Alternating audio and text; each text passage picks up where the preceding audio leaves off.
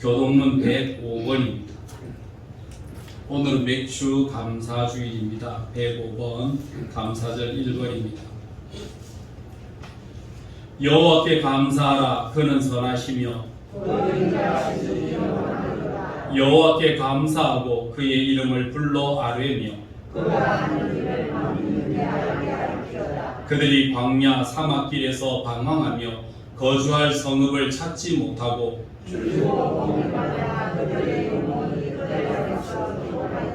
이에 그들이 근심 중에 여호와께 부르짖음에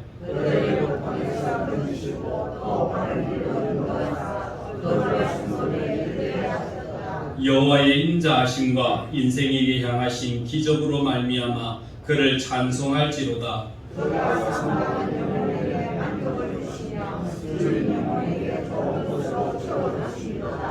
아멘. 착석하시고 이진출 장로님 대표로 기도 인도하시겠습니다.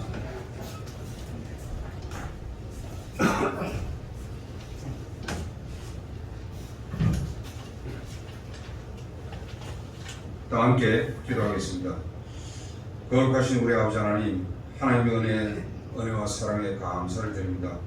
지난 한 주간도 주님의 품 안에 보호해 주시다가 오늘 거룩한 성일을 허락하시사 저희들이 주님 전에 나와 진정과 신령으로 예배드리게 하심을 감사드립니다. 저희들은 영원히 죽어야 마땅할 한 죄인들이지만 주님께서 저희들을 불쌍히 여겨주시고 십자가에 못 박혀 돌아가 저희들이 죄를 대속해 주시고 부활하셔서 참 소망을 주시니 감사합니다. 오늘도 세상에서 상처받고 힘들었던 몸과 마음을 가지고 주님께 나와싸우니 저희들을 위로해 주시며 남은 생애 동안 믿음 주셔서 하나님 말씀대로 살아가는 저희들이 다 되게 하여 주시옵소서. 앞으로 주님의 역사가 계속되어서 이 지역에 믿지 않는 많은 분들이 주께로 돌아오는 역사가 나타나게 하여 주시옵소서. 사랑이 많으신 아버지 하나님, 이 시간 교우들 중 몸이 불편하여서 가정에 계시거나 병원에 입원하여 치료를 받고 있는 분들도 있습니다.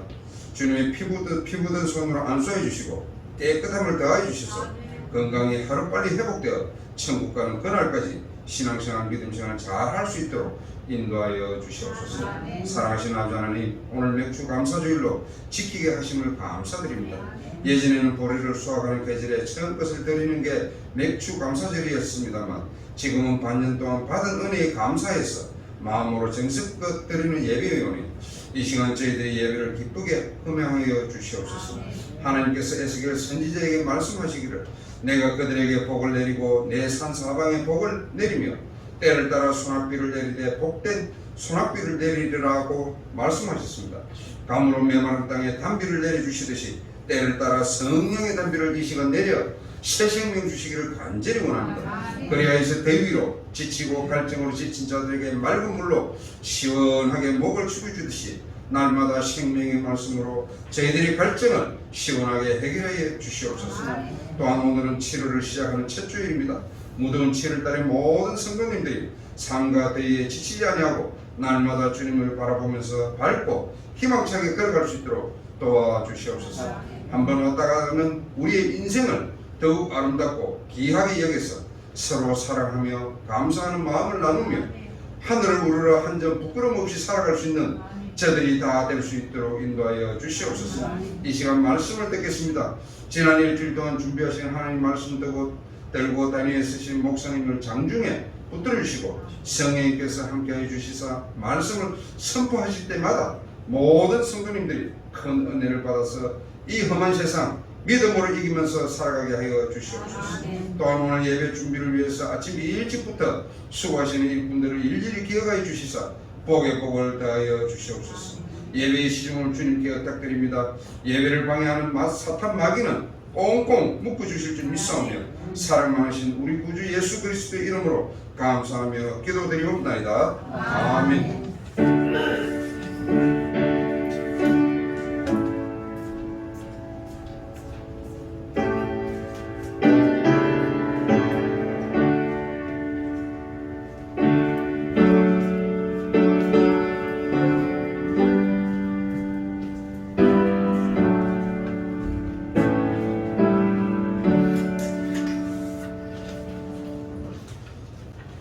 10편 103편 우리 13절부터 22절까지 말씀입니다.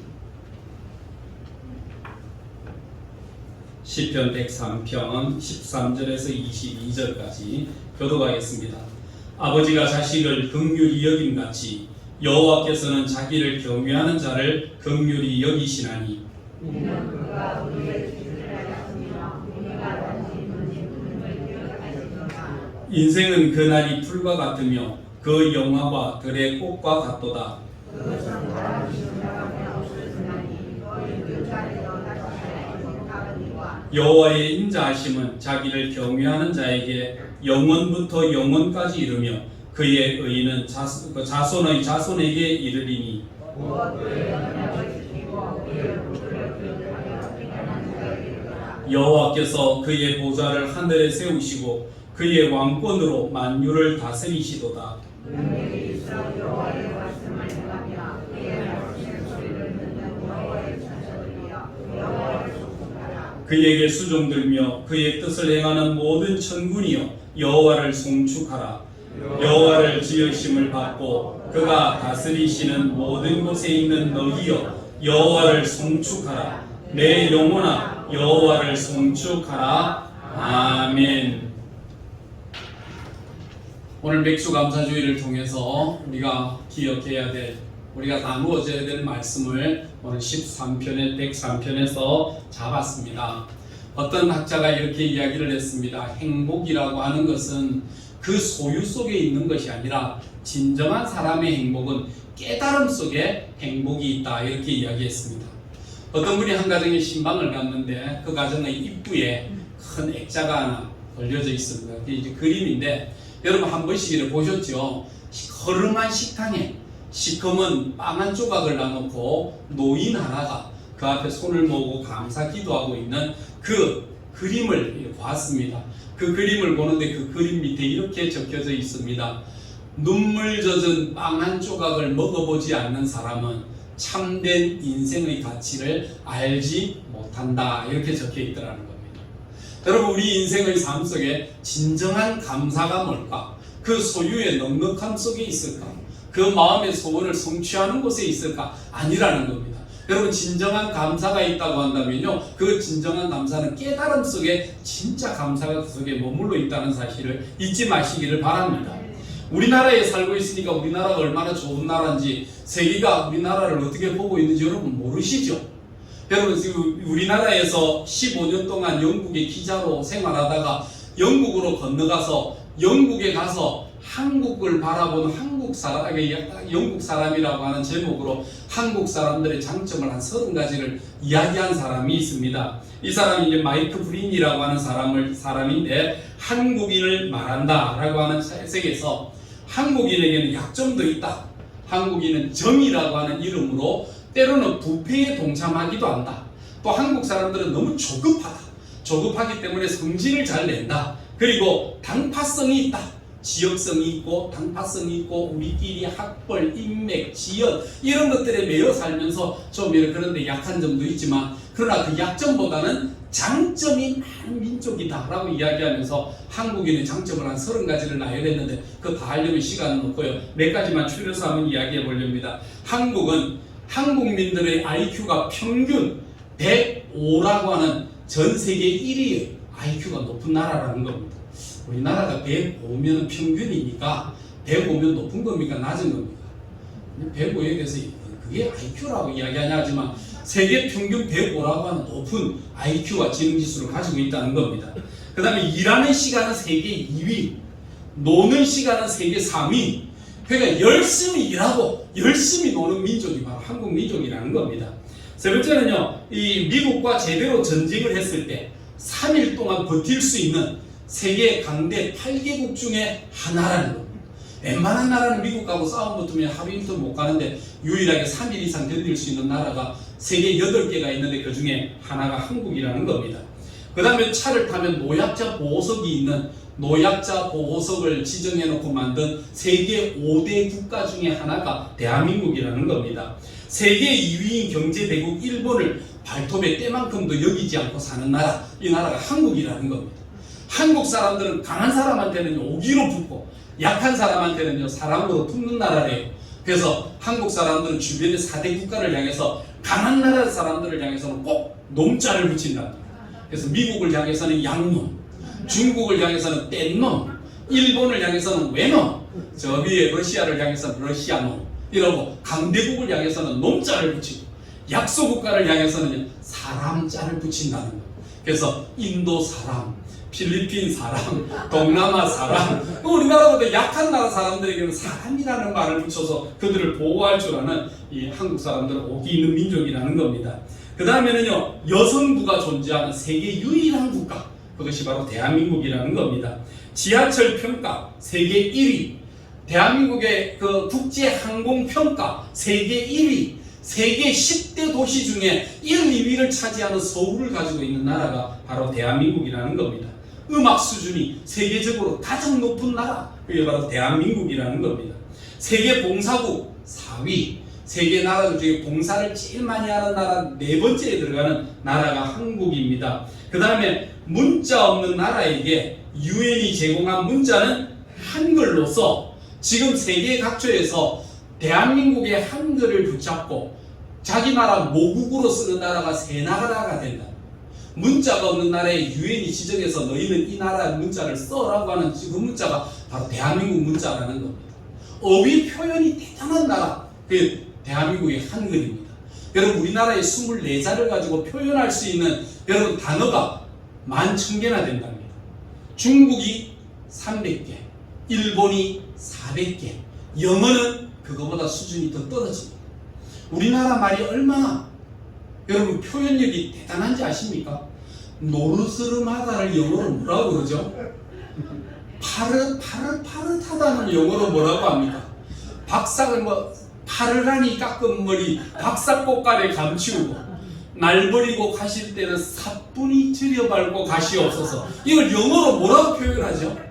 우리나라에 유학 갔던 학생들이 우리나라 말을 배우면서 우리나라 말의 어휘의 대단함을 바라보고 이거는 정말 세계 노벨 문학상을 받아도 수십 번을 받아야 되는데 이 대한민국의 문자를 영어로 표현할 수가 없어서 노벨 문학상을 못 받는다는 겁니다. 선교사가 한국에 왔다가 이 서울의 한양, 그 당시에 한양을 지나가다가 말이 이제 한번 사고가 나서 죽는 일을 경험했습니다. 그래서 말이 죽었을 때 한국 사람들은 말이 죽으면 뭐라고 하나 보고 있다가요, 두 손 들고 포기했습니다. 외국의 영어는요, 죽었다면 다행히 이거 안 하면 끝납니다. 근데 우리나라 사람은 보는 사람마다 말을 달리 한대요.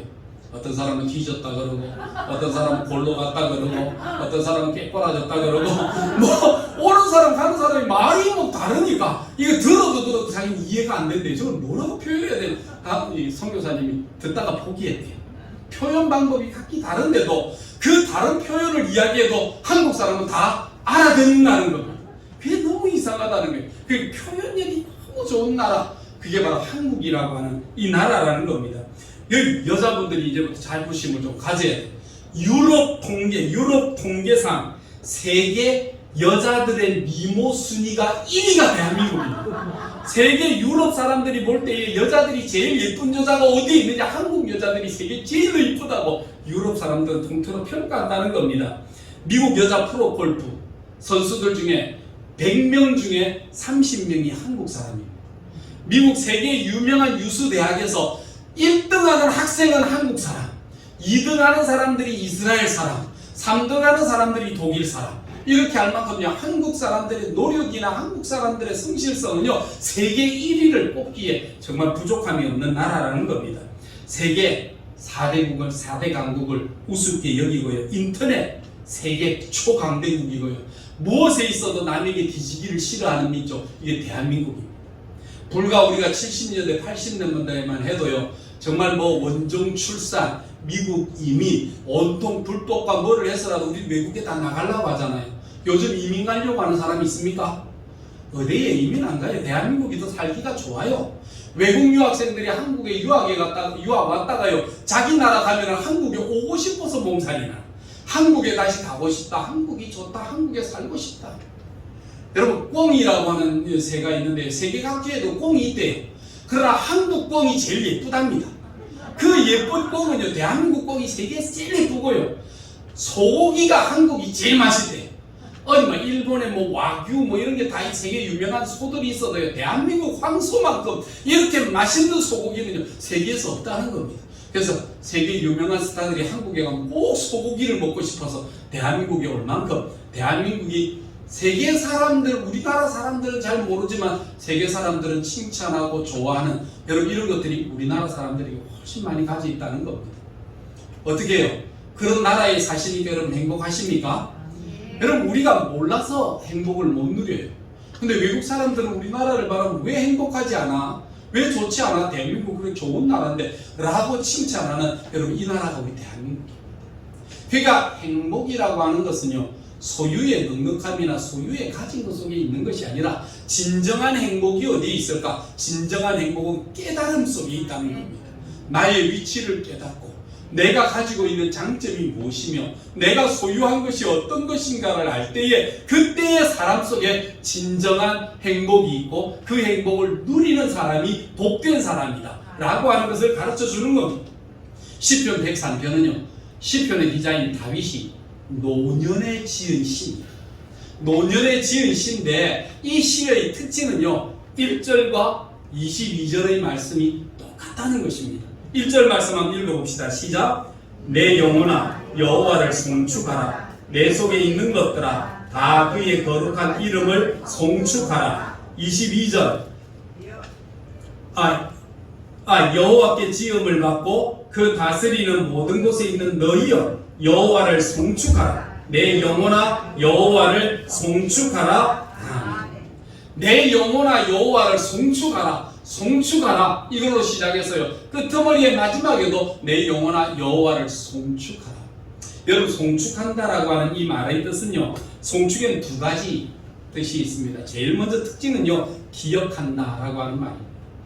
여러분 우리가 절기를 지킵니다. 이스라엘 백성들이 절기를 지키는데 이 절기라고 하는 말은 하나님께서 지정하신 기념일이라고 하는 뜻입니다.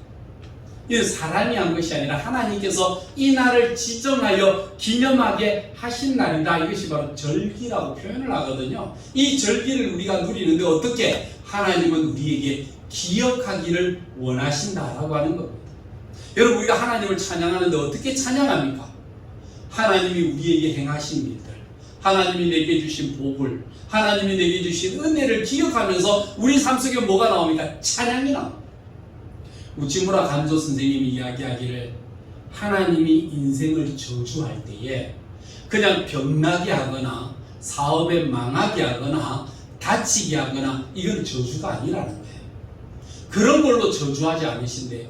하나님이 인생을 저주할 때는요 그 마음속에 세 가지로 저주하는데 첫째는 하나님에 대한 믿음이 사라지게 만드는 게 그게 저주래요. 그래서 우리가 하나님을 믿으며 나오면서도 하나님이 계시기는 계실까?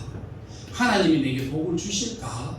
하나님이 내게 은혜를 주실까? 하나님이 나를 구원하긴 하실까? 라고 하는 하나님에 대한 의심이 생기기 시작하면 그게 저주라는 겁니다. 두 번째는요 저주가 뭐냐면 하나님의 말씀이 내 속에 들어오지만 내 귀가 막혀서 내 마음속에 들어오지 않으면 그때부터 저주라는 거예요. 그러니까 하나님 말씀 속에 들려질 때 그때 아멘이 되고 은혜가 되고 감사가 되고 기쁨이 돼야 되는데 그게 내 마음속에 들어오지를 않아요. 귀에 들려지지를 않아요. 그러니까 탁탁하고 깝깝하고 뭐가 그게 기쁜지 뭐가 그게 은혜인지도 모르는 여러분 그런 마음으로 파고드는 마음의 답답함이 생기고 귀가 막히는 일들이 생기게 되는 게 이게 저주라는 거예요. 많은 성도들이 하나님의 말씀을 들을 때마다 우리는 하나님의 말씀 속에 들으면 아멘 하잖아요. 근데 하나님의 말씀이 들어올 때마다 자꾸 깔끄러운 사람이 있습니다. 한 번씩 예배를 드리면 우리가 하나님 말씀 들어 거짓말하지 마라, 도둑질하지 마라, 악한 일 하지 마라. 그럼 우리는 아멘 하잖아요. 맞아, 하나님 백성 그렇게 살아야지. 근데 그 설교를 하니까 언젠가는 한번 누가 와서 나한테 그랬다. 목사님 제발 저 그런 소리 좀 하지 마있어. 도둑놈 보고 자꾸 도둑놈 하면 듣는 도둑놈 기분 나쁘지 않습니까? 장로님 도둑질 했습니까? 왜 그것 때문에 그걸 거슬리죠? 아니 내가 꼭 아니더라도 진짜 도둑놈이 되면 도둑놈이 들으면 진짜 기분 나쁜 거 아닙니까? 한 주일 동안 고생하고 살고 와서 좀 말씀에 위로를 좀 받고 살아야 되는데 위로는 안 해주고 맨날 얘기하라 그러니까 이 답답한 거 아니겠습니까? 왜 그랬을까요? 왜 그랬을까요? 그 마음에 하나님 앞에 도둑질을 하고 걸림이 있으니까 그게 그래 거슬리는 거예요. 그때부터 예배 시간이 되면은요, 교회 들어올 때도 인상 쓰고 들어와서 예배 드리는데 와중에 그냥 눈 감고 자요. 안 들어온다는 거, 안 듣고 싶다는 게 자요. 부부가. 왜 그렇습니까? 그 마음에 죄가 있고 죄가 회개가 안 되니까 하나님 말씀이 들어오지 않는 거예요. 그러니까 회개치 않으니까 여러분 죄를 짓는 거 아니겠습니까? 하나님 말씀이 들려오지 않으면 그때부터 저주입니다. 이것이 바로 우리에게 임하는 두 번째 저주입니다. 세 번째 우리에게 있습니다. 그게 뭐냐면 감사가 없어요. 메마른 마음속에 뭐가 없어진다? 감사가 없어진다. 여러분 우리가 살아가는 날 동안 뭐 건강하지 않아도 감사하잖아요. 여러분 넘어져도 감사하잖아요. 한 번씩 나도 가다가 넘어진다고요. 나무에서 나도 떨어졌어요. 아니 떨어졌는데 큰 상처 없이 하나님 지켜주셨습니다. 내가 감사하고요. 길 가다가도 넘어집니다. 아이고 하나님 죄송합니다. 내가 딴 생각했나 봅니다. 내가 죄송합니다. 그런데 일어나면서 툭툭 들었는데 멍들고 조금 아프기는 아파도요. 상처가 없이 그냥 깨끗하게. 아이 하나님 감사합니다. 넘어져도 이렇게 상처 안 나도록 지켜주신 하나님 감사합니다. 우리 삶은 다 감사되는 거 아닙니까? 그런데 메마른 심령이 되면 감사가 없어집니다. 그리고는요 불편이 생기고 원망이 생기고 짜증이 생기고 이게 뭐냐? 우찌무라 한조는 이야기했습니다. 이게 하나님의 저주라고 그랬습니다. 사업에 망하는 것만이 아닙니다. 여러분 우리 인생이 죽는 것만이 아닙니다. 병든 것만이 아닙니다. 차라리 병드는 것은 우리에게 은혜일 수도 있어요. 하나님의 보좌 앞으로 가까이 이끌고자 하는 하나님의 사랑일 수도 있습니다. 그래서 오직 다윗은 고백하기를 내가 고난당하는 것이 내게 유익이라 이를 통하여 내가 여호와의 율례를 배웠나이다 고백했다. 다윗의 고백은요 오히려 아픔과 상처는요 감사예요. 여러분 그것 때문에 우리가 어떻게 나가면 하나님 앞에 나아가는 거죠. 그리고는 감사하는 거죠. 기도하는 거죠. 징계가 없으면 사생자라 그랬잖아요. 하나님이 그 관여 안 하십니다. 죄 짓든지 말든지 너는 어차피 갈 곳 지옥 정해져 있으니까 내가 징계 안 하고 가만히 놔둘게 네 마음대로 살아라. 그런데요 살아가면서 때로는 징계가 있고 아픔이 있을 때마다 우리는 뭐합니까? 하나님 내가 하나님 잊고 살았습니까? 내가 세상에 취해 살았습니까? 부르시니 감사합니다. 기도의 자리에 서게 하시니 감사합니다. 하나님 부를 수 있는 하나님을 내 아버지로 고백할 수 있게 해주시니 감사합니다. 이게 감사 아니겠습니까? 여러분 이것이 바로 뭡니까? 송축이라는 겁니다. 송축은 뭐냐? 기억한다는 거예요. 저와 여러분의 머릿속에 기억하는 것입니다.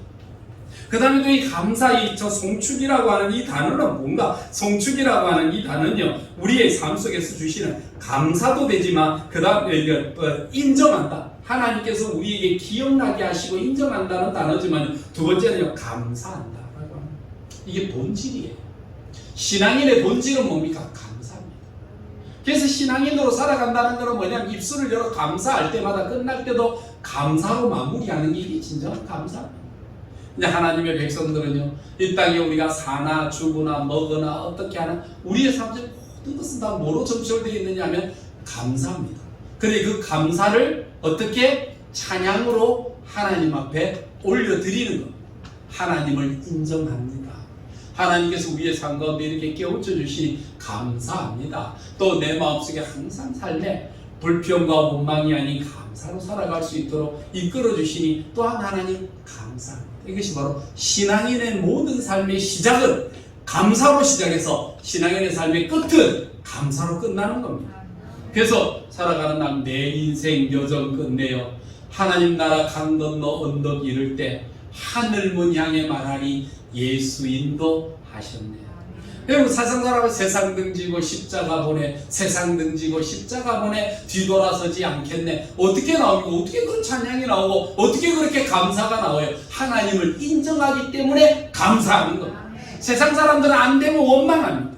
여러분 보십시오. 우상을 섬기는 사람들이나 미신을 섬기는 사람들은요 소원은 있어요. 소원은 있어서 가가지고 선앙당 앞에 빕니다 뭐 상 앞에 가서 빕니다 되게 해주세요 빕니다 소원은 많이 있는데 뭐가 없습니까? 감사가 없잖아요. 그들의 인생에 감사가 없어요.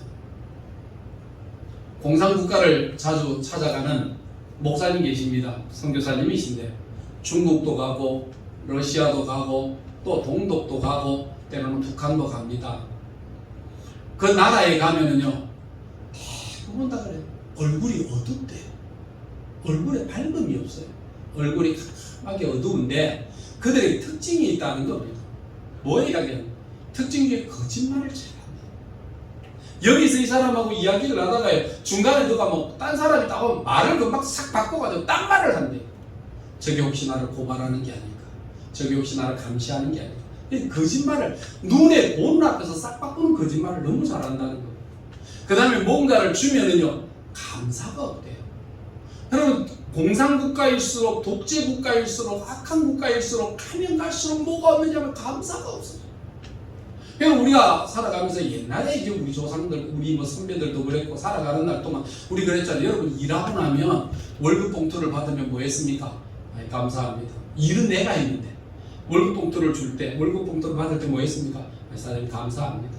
주셔서 감사합니다. 그런 감사가 있었죠. 요새 감사 있습니까?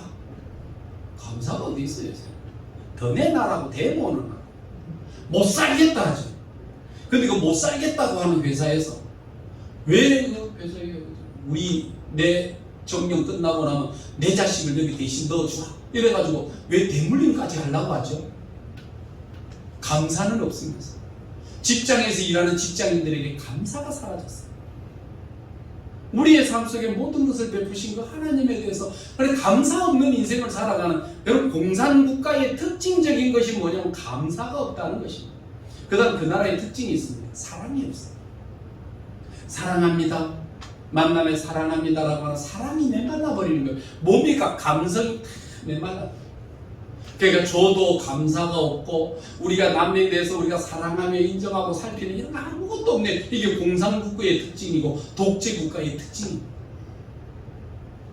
살아가면서 우리의 삶 속에 기억함이 있어야 되고 인정함이 있어야 됩니다. 모든 은택은 하늘에 계신 내 아버지께로부터 오니 우리의 삶의 모든 것은 뭐다? 감사합니다 라고 하는 감사의 고백이 있어야 할 줄로 믿습니다. 이 감사절을 통해서 우리가 뭘 배웁니까? 감사를 배웁니다. 하나님께 우리가 잊어버렸던 감사가 어떤 것일까? 다윗의 시거든요. 이 시가 다윗의 노년의 시입니다. 나이 많아 들어가면 103편부터 107편까지가 감사의 시인데, 감사의 시를 나누면 세 부분으로 나옵니다. 1절부터 5절까지 누가 감사해야 되는가? 나 자신이 감사해요. 우리 살아가면서 남에게는 감사를 이야기해요. 집사님 감사했어요? 뭐 권사님 감사했어요? 장로님 감사했어 라고 이야기하면서 누가 감사를 못합니까? 내가 감사합니다. 성경에 다윗은 103편에서 1절부터 5절 사이에 보면 여기에 가장 주된 것이 뭐냐면 내 영혼아, 내 속에 있는 내 영혼아, 내 모든 죄악을, 내 생명을, 내 소원을, 내 청춘을 이야기하면서 다 어디에? 내가 성축해야 된다. 내가 감사해야 되고 내가 하나님을 찬양해야 된다라고 하는 것을 이야기하는 겁니다. 이 6절부터 시작해서 18절까지 말씀은 감사는 나만이 하는 것이 아니라 누가 해야 되는가? 우리가 감사하는 겁니다. 우리 친구들아 오너라, 우리 같이 예배드리는 우리 민족들아 오너라, 우리 성도들아 오너라, 우리가 다 함께 어떻게 감사하자, 살아계신 하나님을 찬양하자, 예배하자라고 이야기하는 감사의 초청이 일어나는 겁니다.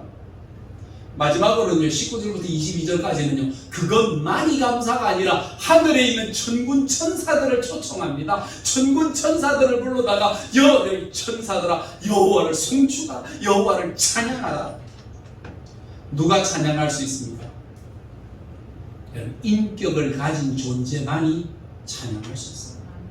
인격이 메말라버린 독재국가, 공산국가는요, 그 감정과 인격이 메말라버리니까 감사가 없고요, 찬양이 없고요, 사랑이 없고요, 그냥 나 하나 생존을 위해서 남을 이용하고자 하는 그 정신밖에 없는 게 그 독재국가와 공산국가의 특징이라는 겁니다. 성도 여러분, 누가 감사할 수 있습니까? 인격적 신앙, 인격적 믿음, 인격적 삶을 가진 존재만이 감사할 수 있다는 사실을 기억하시길 바랍니다. 짐승에게는 감사가 없습니다. 얻을 것에 대해 꼬리치며요, 그 감정을 표현할 수는 있어도요, 짐승에게는 진정한 감사는 없습니다. 진정한 감사는 인격을 가진 존재들, 나, 우리, 그리고 하늘에 있는 천군과 천사들, 이것들이 다 하나님을 찬양할 수 있다는 것입니다. 여러분, 내가 변하면요, 주변이 변합니다. 그래서 바울 사도는 뭐라고 그랬습니까? 바울 사도는 전도하러 갈 때 벨릭스라고 하는 총독에게 하나님 복음을 전했더니요, 벨릭스가 뭐라고 그러니까, 바울아 네가 나를 미혹하는구나. 이 사람이 전하는 도는 전염병과 같은 것인데 전염병과 같은 이것을 나에게도 퍼뜨려서 네가 믿는 교를 믿게 하는 거라고 이야기했다. 여러분, 감사하는 사람이 옆에 있으면요 함께 감사가 되는 줄 믿습니다. 여러분, 불평하는 사람과 함께 있으면 불평이 전염되는 줄을 믿습니다. 감사는 참 배우기 어려워요. 전염, 나쁜 거는 어찌 그리 쉽게 전염이 되는지. 그럼 뭐 하여간 불평하는 사람, 원망하는 사람, 짜증내는 사람, 이런 사람 옆에 있으면 금방 배워요. 내하고는 아무 상관이 없는데 그 사람이 불평하는 거 듣고 나도 전염이 되고 같이 불평해. 그건 바이러스와 같아요. 그것만 있으면 되는데요, 마치 바이러스가 변형이 되듯이 우리 인생에도 변형되고 변질되고 왜곡된 것이 들어오면서 자꾸 불평이 생기고 원망이 생기고, 이 마귀가 내 속에 들어와가지고 자꾸 불평하게 만들고 불만하게 만들고. 여러분, 감정이입이라고 그러죠. 그걸 전이라고 하는데 감정이입을 자꾸 시키려고 하는데, 여러분, 그 위험한 겁니다. 누가 불평하거든요, 원망하거든요. 됐다, 막 그 정도 하고, 그래 하려면 좀 가라. 우리 집에 자꾸 와서 그러지 말고 가라. 자꾸 그 이야기 들으니까 짜증나고 내가 있는 신앙마저도 떨어지려면, 니를 보면 믿음이 자꾸 떨어지려면 좀 가거라. 오지 마라. 쫓아내버렸어. 그리고는 감사하는 성도들, 찬양하는 성도들, 은혜 가운데 있는 성도들, 함께하는 성도들과 함께 모여서 살면요, 은혜 속에 살아가고 천국의 삶이 임하여지고 기쁨의 삶이 넘치게 된다는 겁니다. 그러니까 내가 누구를 만나느냐, 누구와 함께 있느냐에 따라서 내 믿음이 달라지고요, 내 수준이 달라지고요, 내 신앙이 달라지는 놀라운 역사를 경험하게 됩니다.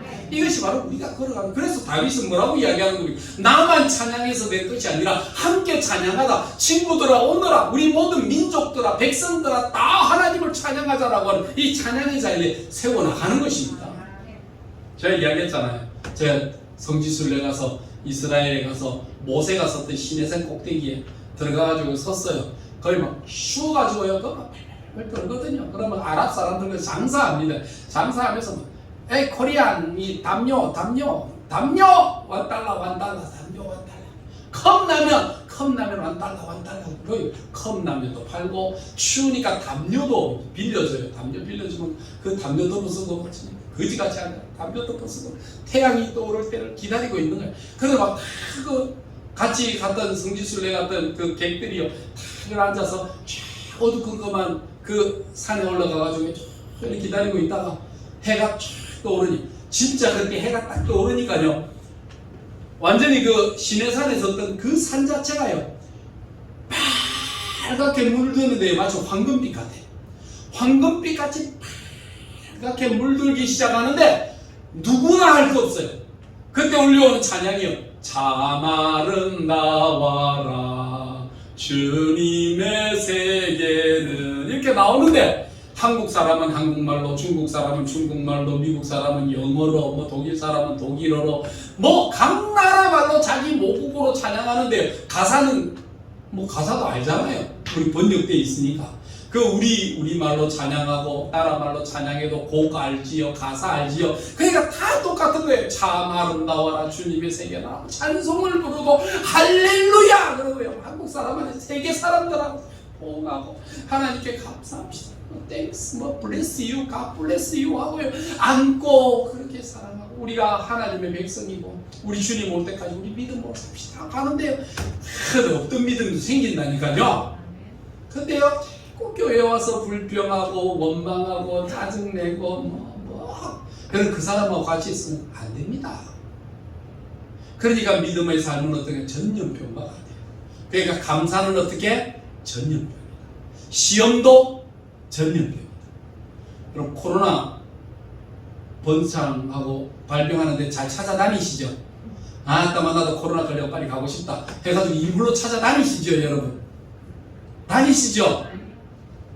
왜 안 갑니까? 왜 안 갑니까? 죽기 싫어서. 죽기 싫어서 합니다. 그런데 여러분의 영혼은 왜 병든 영혼 옆에서 죽으려고 자꾸 찾아가십니까? 그만한 지혜도 없습니까? 누가 그렇게 썼잖아요. 왜 마스크를 하나님이 씌워주셨는가? 그 더러운 입 좀 다물라. 하나님께서 그 벌리는 그 입 좀 다물라. 그리고는요 마스크 씌워주셨잖아요. 항상 붙어 앉아갖고 엉뚱한 소리 하는 사람들, 그러니까 하나님 떼놓으셨잖아요. 흩어져. 너희들 다 그래 살아서는 안 돼. 좀 흩어져서 나만 봐. 여러분, 이때가 은혜의 시간 아닙니까? 보라, 지금은 은혜 받을 만한 때요. 보라, 지금은 구원의 날이로다 아닙니까? 여러분, 집에서 뭐 하십니까? 성경 보시죠. 집에서 기도하시죠.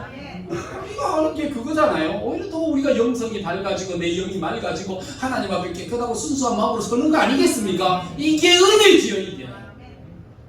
여러분, 이런 은혜를 우리가 누리고 산다는 것입니다. 이게 바로 우리에게 주는 겁니다. 감사가요, 구체적으로 해나가면서 다윗은 뭐라고 하나님 앞에 기도하느냐라고 이야기하면요, 첫째는 우리에게 주는 감사의 이유가 있습니다. 첫째는 우리 하나님 앞에 우리의 죄 용서함을 허락하신 하나님께 감사하신다는 겁니다.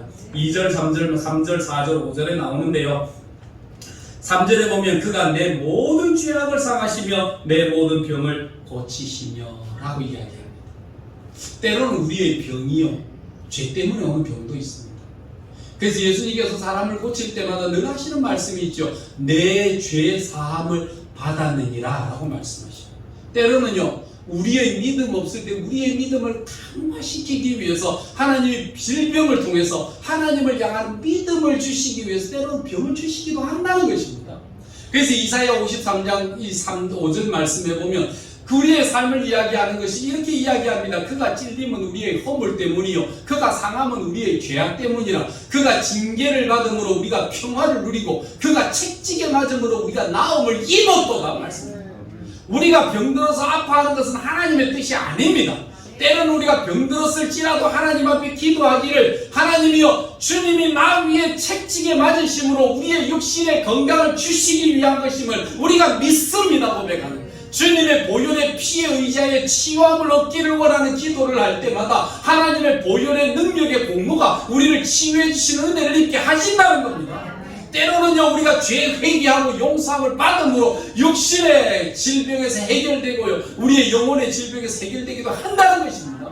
그래서 요한 3서 2절 말씀에 사랑하는 자여 내 영혼이 잘됨 같이 내가 범사에 잘되고 내가 강건하기를 원하노라. 여러분, 우리가 영혼이 잘되면 첫 번째고요, 영혼이 잘되면 우리 주변의 인간관계가 잘됩니다. 인간관계가 잘되고 하는 일과 사업이 다 잘됩니다. 세 번째는요, 내 질병에서 치유함을 받고 은혜 가운데 건강함을 입는다. 이것이 우리에게 주시는 말씀 아닙니까? 치유받기 위해서 예수님 말씀하신 것처럼 네 영혼, 내 죄 사함을 받았느니라 라고 하는 그 말씀 속에 우리의 죄의 용서함을 받고 그 다음에 건강하여져서 내가 누웠던 자리를 들고 일어나 나가라 할 때에 그가 일어나서 자리를 들고 나가는 이런 은혜를 입지 않았습니까? 모든 병이 죄 때문이라는 것은 아닙니다. 때로는 우리가 회개함으로, 때로는 우리가 알지 못하는 것을 하나님 앞에 고백함으로 죄 사함을 받게 되는 은혜를 입으면요, 우리의 육신의 질병은 저절로 나아지게 되는 은혜를 입습니다. 옛날에 김기동 집사님도 자기 교통사고 나가가지고 어깨뼈가 부러져서 완전히 이런 의사가 못 고친다고 그랬어요. 손이 안 올라가요. 손이 이래 안 되는 거예요. 근데 그때를 통해서 하나님을 믿기 시작하는데 믿음이 안 들어가고 신앙이 안 들어가니까 때로는 교회 앉아서도 시험이 들고 때로는 교회 앉아서 앉아서 예배를 드리는데 예배 드리는 게 시험이에요. 앉아서 막 하고 뭐 우리가 하나님 앞에 뭐 어떻게 하고 전도도 선교도 막 이야기하고 헌금 시간에 대해서 막 헌금을 하면 그게 더 시험이에요. 하는데 목사님이 헌금하는데 11조 주고 보면 헌금 나오는 내용을 들어보면 와 세상에 장사를 해도 이런 장사가 제일이다. 이 예수 믿고 애야 뭐 사람들 뭐 내는 거 없이 돈 가지고 오는데 그것만 해도 장사가 대단하게. 그러니까 예배 드리면서 앉아서 오늘은 몇 명이 나왔노, 오늘은 헌금이 얼마가 나오겠네, 고개산이 나고 앉아 있는 거예요. 은혜가 안 들어가니까 그런 동계산이 나고 머리 하나당 얼마씩 그런 거나 세알리고 있고 그러니까 은혜가 됩니까? 근데 이분이요, 하나님과 점점 가까이 하고 만나고 체험하면서 믿음이 생기기 시작하니까 그때부터 하나님에 대한 은혜와 사랑이 얼마나 감사하지. 찬양을 하는데 막 그때 막 철야 기도를 하는데 막 찬양하면서 성도들과 같이 찬양하면서 기도하는데 얼마나 기쁘니 감사 찬양하는데 그때부터 찬양하는 게 너무 신이 나서 찬양하다가 어깨가 고쳐졌죠. 어깨가 고쳐서 막 찬송하면서 하는데 당신 어깨가 올라가네. 자기도 몰랐대요. 근데 어깨가 올라가 있는 거예요. 와, 그런 것은 야, 대단하다. 내가 믿음 없고 불평하고 원망하니까 내 이런 일들이 때 하나님이 치유해 주시는구나. 그때부터요 믿음을 사는데 막 아멘 혼자 다 하고요, 할렐루야 혼자 다 하고요. 목사님 뭐가 아멘을 준비하려고 다 기다리고 있다가 그 인기를 바랍니다 아멘 하고 제일 먼저 자기가 나선대요. 근데 오늘 총동원주의라는데 새신자들이 와가지고 쫙 새신자들하고 앉아 있는데요, 그 아멘 할렐루야 하는데 뭔가 이상하게 느껴지는 게 있더라고요. 뭔가 옆에 딱 보니까는 옆에 있는 사람이 그 초신자인데 딱 왔는데 자기 옛날에 처음 믿을 때 그 모습 그대로 딱 앉아서 발짝 끼고 앉아서 정신병자들 잘 모아놨다 하고 가지. 그 자기가 막 아멘 할렐루야 하는 거 보니까 이것도 또라이구나 하고 보고 있는데요. 그래서 딱 보고 그러니까 김기덕이서 옆에 그 사람 딱 쳐다보더니 싱긋이 웃으면서 해봐요 재밌어요 하세요 이렇게. 이 사람이 딱 쳐다보더만 이러더니 돌아도 보통 도는 게 아니구나. 알지요? 나도 니처럼 믿음 안 되고 은혜 될 때는 일하고 있었다 나도. 근데 너도 은혜 받고 하나님 알게 되면 니도 내처럼 하게 된다. 그걸 아는 거예요. 여러분 이런 신앙의 믿음의 은혜들이 있어요. 뭐가 있습니까? 죄 용서함을 받았다. 여러분 석탄을 아무리 깨끗이 씻는다 한들 석탄이 하얘집니까? 연탄을 아무리 물에 담궈가지고 깨끗이 물에 걸러낸다고 한들 까만 물이 안 나오고 다 빠집니까? 여러분 연탄이나 석탄은요 물에 아무리 씻어도 안 됩니다. 물로 아무리 가꾸어도 안 됩니다. 석탄은 그대로 석탄이 계속 시커매요. 본질이 시커매요. 여러분 예수 믿고 하나님의 자녀가 됐지만 우리 본질이 시커먼 죄덩어리 아닙니까? 어릴 때는 몰라서 죄짓고요, 젊을 때는 혈기로 죄짓고요, 늙을 때는요 눈치 보면서 죄 짓습니다. 늙을 때는 그래도 체면이 있고 뭐가 보이는 눈이 있어 나니까 몰래 은밀하게 살짝 그런 요령이 생길 뿐이지, 삶의 요령과 죄 짓는 요령이 생길 뿐이지 여러분 죄 안 짓는 게 아닙니다. 우리는 본질상 진노의 자녀들 아닙니까? 우리 마음속에는 죄 짓고자 하는 이 본성은요 못 버립니다. 그런데 우리가 언제 변화됩니까? 언제 바뀌어집니까? 성령의 불로 태워버려요. 여러분 나물 시커먼 석탄도요 다 태워갖고 확 질러버리고 나면 하얀 재가 돼요. 연탄 새카만 거요 다 태워버리고 나니까 하얀 재가 되잖아요. 뭐 해야 됩니까? 성령의 불로 지져버리고 태워버리고 확 없애버려야 우리의 본질이 바뀌어집니다. 이것을 우리가 알아야 돼요. 우리가 다윗은 알아요. 내가 어떤 존재라? 하나님 앞에 죄가 가득한 존재. 이 죄의 용서함을 받으니까 내 병도 고침을 받았네 하는 이런 놀라운 경험도 일어나게 되는 겁니다. 3절 4절 말씀에 들어가면 내 생명을 발별해서 속량하시고 은인자와 긍휼로 관을 씌우시며 우리의 생명을 건지시는 하나님이십니다. 여러분 우리는 본질상 진노의 자녀들이기 때문에 하나님 없이 살면 가는 곳은 정해져 있습니다. 지옥 가잖아요. 하나님이 우리가 죄를 지을 때마다 즉각 때리고 즉각 징계하지 않으시고 우리를 오래 놔두고 살피시는 것은요 죄를 하나님이 용서해서가 아닙니다. 우리로 하여금 시간을 주시는 유예 기간이, 우리로 하여금 회개할 수 있는 기회를 주시는 여러분 그 기간 속에서 뭘 합니까? 우리가 하나님의 말씀을 읽고 기도하며 가까이 올 때마다 우리가 뭘 발견해? 하나님 앞에 죄를 발견하고 하나님 앞에 회개하게 되고 하나님 앞에 용서를 구하는 이런 은혜를 잊게 되는 것입니다. 여러분 우리 다 쓰세요. 우리는요 집행유예를 입은 자들이, 집행은요 사형 판결을 이미 받았어요. 여러분의 이름표는 빨간 색깔이 사형수만이라는 빨간 이름표를 이미 달고 있잖아요. 빨간 이름표로 죽을 날을 대기하고 있는 우리인데 우리에게 뭐를 하나님께서 사형 기간 동안 집행유예 조금 기다려 주시는 겁니다. 그때까지 뭐 시간 줄 때 회개해라, 시간 줄 때 깨달아라, 시간 줄 때 하나님께로 돌아와라. 하나님은 공의의 하나님이시기 때문에 우리가 뭐 한다고 해서 어떤 걸로 해줄게, 퉁쳐줄게 이런 거 안 하십니다. 인격적인 하나님이시라 그랬잖아요. 인격적으로 하나님 앞에 나와 하나님의 말씀을 통해서 우리가 죄를 깨닫고 죄 용서함을 받아야 저와 여러분이 변화되는 겁니다.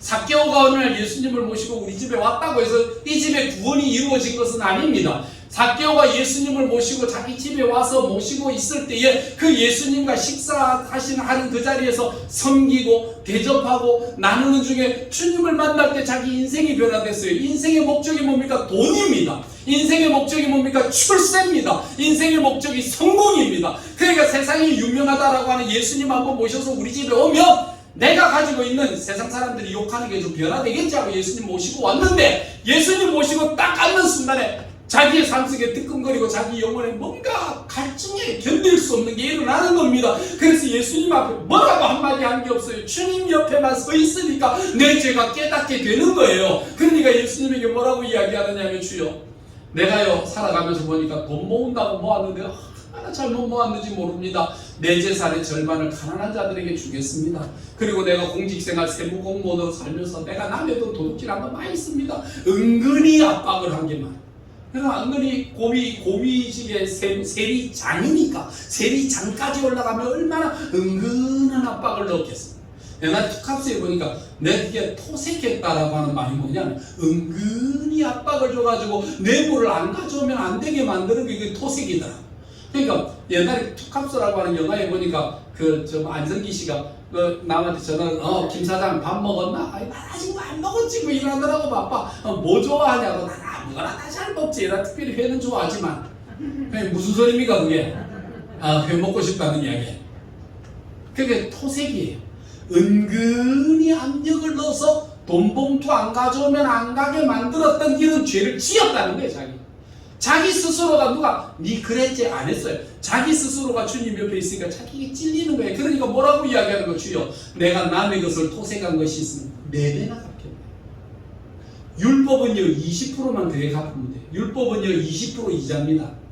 그런데 삭개오는 율법을 넘어서는 은혜 가운데 서고 나니까요 4배를 갚겠다고 그러잖아요. 이게 은혜 가운데 사는 사람입니다.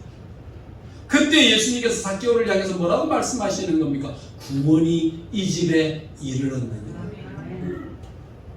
여러분, 그런 구원, 회개의 역사가 나타나는 것을 경험하게 되었다는 것입니다.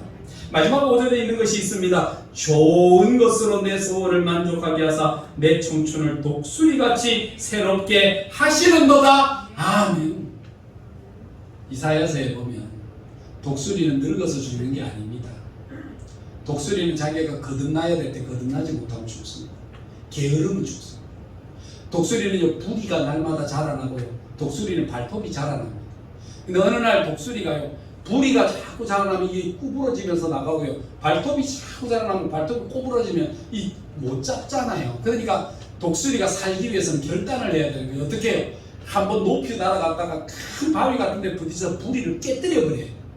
그래야 부리가 새로 나면서 음식을 먹을 수가 있고, 발톱을 막 끌어버리고 부서뜨려야 짐승을 움켜쥐고 먹을 수 있거든요. 그러니까 그런 자기가 거듭남을 위해서 아픔의 고통을 감당하고 부딪히고 깨뜨려서 새롭게 거듭남을 경험하는 거예요. 우리 인생도요 늙어서 죽는 게 아닙니다. 사람은 늙어 죽는 게 아닙니다. 사람은 사명이 끝나면 죽는 겁니다. 우리의 사명이 새로워지기 위해서는 뭐 해야 됩니까? 거듭나야 돼요. 만족함이 있어서는 안 돼요. 우리가 그래서 휘필드 같은 사람 뭐라고 이야기했어요? 주여, 나는 녹슬어 죽기보다 닳아서 없어지기를 원합니다. 다 하나님을 위해 살고 따라서 닳고 따라서 하나님 앞에 다 살고 싶습니다. 여러분, 그게 바로 신자의 삶 아닙니까? 여러분, 독수리의 날개짓 하는 것 같이 청년이라도 넘어지며 이사야서는 장정이라도 자빠지되 오직 여호와를 앙망하는 자는 독수리의 날개짓함과 같으리라 하셨다. 우리 인생의 청춘을 독수리같이 새롭게 하시는 이가 하나님이시라는 겁니다. 다윗은 이것을 하나님 앞에 노래하는 겁니다. 송축하라. 여러분, 하나님을 인정하십니까? 여러분, 하나님을 인정하고 기억하시기를 바랍니다. 두 번째는 하나님을 송축할 때 어떻게? 감사하십시오. 항상 감사하십시오. 그래서 성경에 보면요 우리가 명령형으로 나올 때는 쉬운 거는요 명령형이 아닙니다. 쉬운 거는 말도 안 합니다. 어려우면 명령형으로 주십니다. 그래서 데살로니가 전서에 뭐라고 그랬습니까? 항상 기뻐하라. 쉬지 말고 기도하라. 범사에 감사하라. 명령형이 왜? 쉽지 않으니까. 사랑하는 자들아 우리가 서로 사랑하자라고 이야기하고 사랑하라라고 명령하실 때는요 그게 쉬운 게 아니에요. 여러분, 사랑하기가 쉬워요? 여러분, 기도하기가 쉬워요? 감사하기가 쉬워요. 쉽지가 않거든요. 그러니까 하나님께서 뭐라고 말씀하시느냐 하면 네 의지대로 살면 죽어도 너는 감사 못해. 근데 하나님 명령하시는 거예요. 그렇게 하라 명령하시니까 그 명령 앞에 아멘하고 순종하며 따라가다 보면 감사는 할수록 늘어나게 되고요. 원망도 하면 늘어나게 됩니다. 그럼 뭘 늘리시기를 원하십니까? 그럼 감사로 늘으시길 바랍니다. 회개하면요 찬양이 저절로 회개하는 영혼이 찬양하지요. 회개하지 않는 영혼이 무슨 찬양을 합니까? 그러니까 우리의 이런 기쁨과 감사를 주시기 위해 명령하실 때에 그 명령과 사랑을 잘 기억하고 순종합시다. 오늘 맥주 감사 주일, 여러분 우리가 이 감사를 통해서 뭐 하는 겁니까? 첫째는 인정하고요, 둘째는 배우고요, 셋째는 실천하는 거예요. 우리 조상들은 보릿고개 시대에도 보리추수에도 감사했어요. 오늘 우리 기름지게 배부르게 잘 먹으면서도 불평하고 살지는 않습니다. 오늘 주신 바에 대해서 우리는 뭘 감사해야 될지 자세히 기억하고 정말 우리 성도들 모일 때마다 감사하고 찬양하고 은혜 가운데 거하는 복된 공동체, 복된 교회 만드는 우리 성도들 되시기를 주님의 이름으로 축원합니다. 기도하겠습니다. 내 영으로 내 청춘으로 독수리같이 새롭게 하시며 늘 감사와 찬양으로 이끌어주신 하나님, 오늘도 우리가 믿음생활 신앙생활하며 항상 기뻐하며 쉬지 말고 기도하고 범사에 감사하는 믿음의 아름다운 삶을 살아가게 하여 주시옵소서. 예수님 이름으로 기도드리옵나이다. 아멘. 이제는 하늘 높은 보좌를 내어놓으시고 낮고 전한 자리에 오셔서 하나님 말씀대로 살아감이 삶의 기쁨인 줄 알고 그 말씀에 순종하여 모든 사람의 죄를 대속하여 십자가 위에 죽으셨던 우리 주 예수 그리스도의 은혜와 우리를 사랑하시되 거저주는 일을 하지 아니하시고 아들을 대신 희생시키심으로 그것을 하나님의 사랑인 줄 알고 믿고 감사하는 자들에게 하늘의 영광과 구원을 허락하신 하나님 아버지의 무한하신 사랑하심과 깨닫지 못하고 어두운 가운데 지내며 하나님 없는 어두운 삶을 진실인 줄 알고 살아왔던 그 자리에 우리의 눈을 밝혀 참된 것을 보고 참된 것을 따르게 하시는 성령 하나님의 놀라우신 역사가 오늘 맥주 감사주의를 통하여 진정한 감사를 배우고 진정한 삶을 살아가며 행복을 얻기를 원하는 하나님의 자녀들 머리머리 위에 이제로부터 영원토록 함께 있을지어다. 아멘.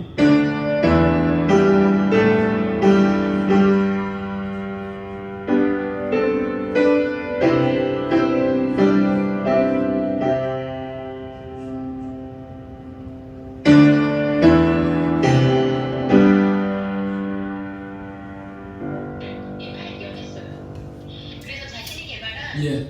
우리 재직들은 다 뒤에 앉으시고 우리 재직이 아닌 우리 성도님들은 가시면서 뒤에 떡을 하나씩 받아가시면서 가시면 좋겠습니다. 예, 예배는 마쳤습니다. 바로 재직회 시작하도록 그렇게 하겠습니다. 재직회